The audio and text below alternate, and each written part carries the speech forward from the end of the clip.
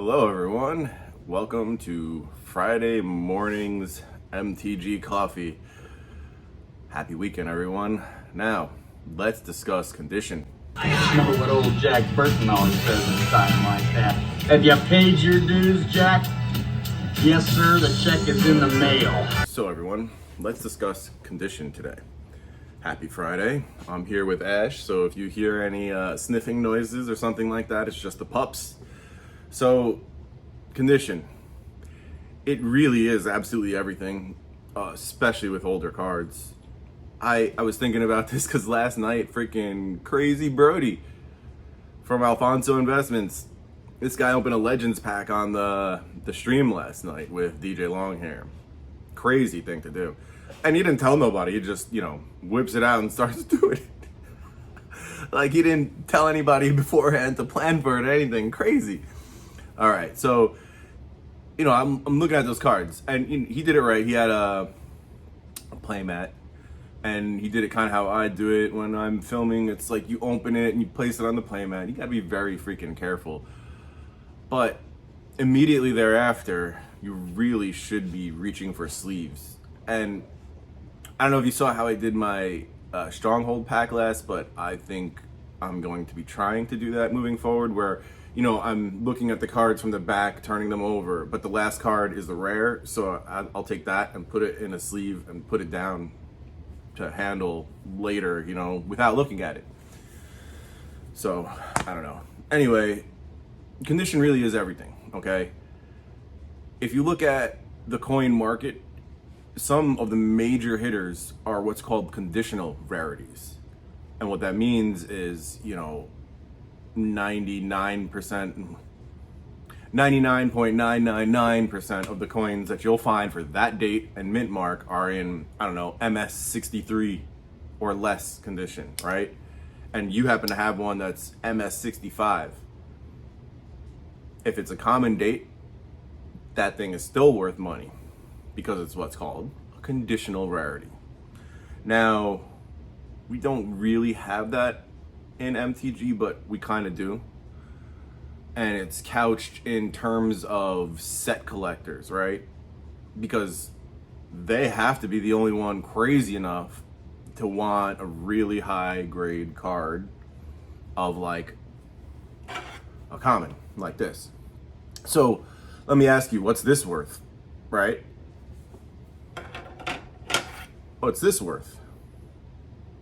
You're looking at a guidebook, you're probably gonna see $20, something like that. So really, what's the value of this, right? I've had offers for those two cards of more than 15 grand. One's a common, one's an uncommon. There's 2 tens. So it's a population of 2 with 0 higher. This is a population of 1 with 0 higher. This is an uncommon. So this is kind of the key of the two. So what is the real value? Is it that 15 grand or is it more? How many packs did I have to open? How many antiquities cards did I have to grade to get those cards? That's the real question. So now you see something like this. Absolute rarity. It's, this card, it's a Tronland common, okay? This conditional rarity right here, it's the top of the population, and also there are none higher, or there can't be any higher. So what's the value of this card?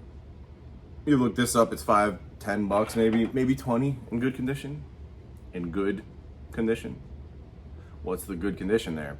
Sure as hell ain't a freaking black label. So,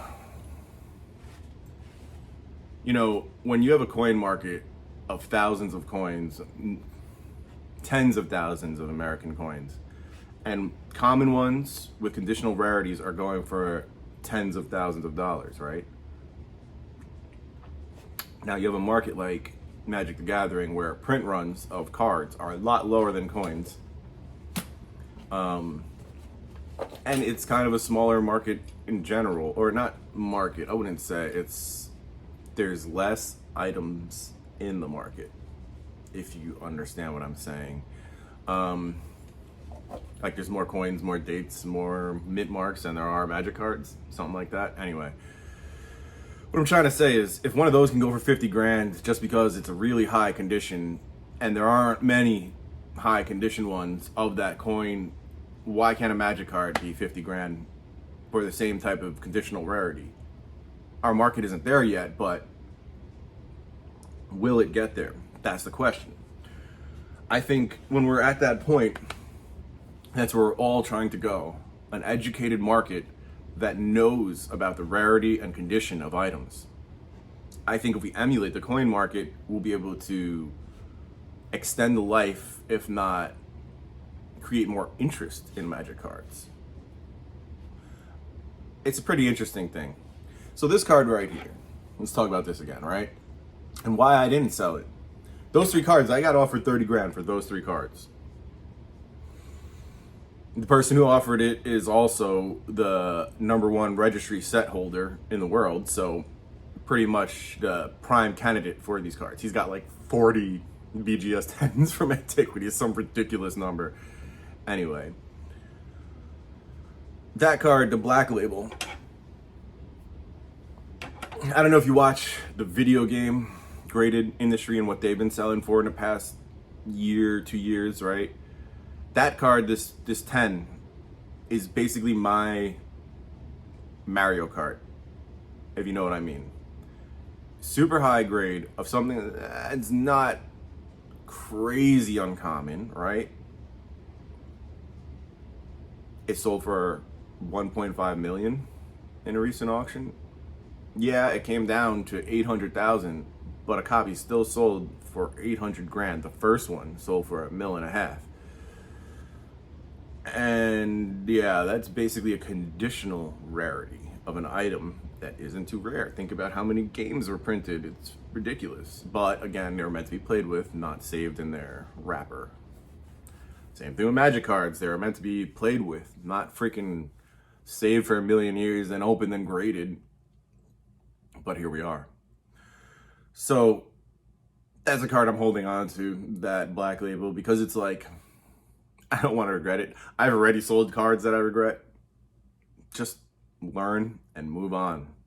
That's the best we can do with that. So yeah, condition. Condition is absolutely everything. Make sure you take care of your cards, even the commons, okay?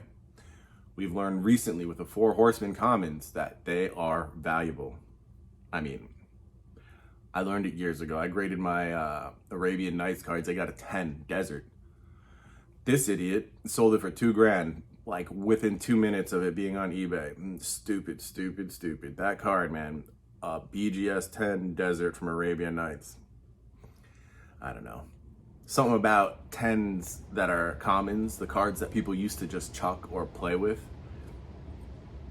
That's my niche, the high and low end.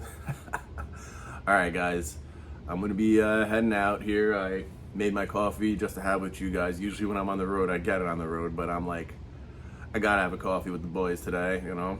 So, if you haven't already, please remember to like, subscribe, comment, share, the whole 9. It's all wonderful. It all helps. Working on getting to 1,000 subs so we can open this bad boy. Ooh, yeah. And, you know, if you're interested, check out my Patreon. I got some stuff popping there, especially it's gonna be cool. It's not out yet. The Pin Club thing. Catch you later, guys. Peace.